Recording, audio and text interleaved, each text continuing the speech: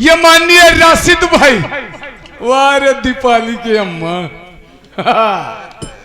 ये राशिद भाई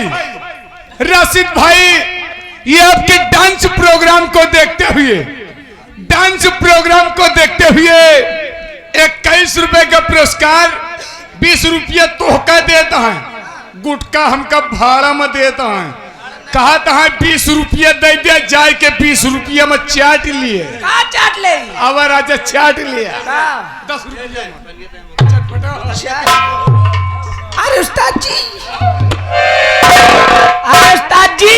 आए बिट्टी, जल्दी आवा नहीं हम जाते। कहा था ही लड़कों सोई गए कि जागत है रे? कहा बताई तुझसे हो? अबे लड़को जागत बा। और का एक काम कर, यहाँ गहन बैठा बा लखत बा ऐसे टुकुर टुकुर। एक काम कर, का करी? दूध पिया सोआ दे। ए उस्ताद जी आवा, हम दूध पिया देते ही सोई जाता है। सोई गवा तो तू ना पल्ला खोल दे के। आवा खुला बा दरवाजा। और लचके रामचंद्र जी सीता जनक दुलारी,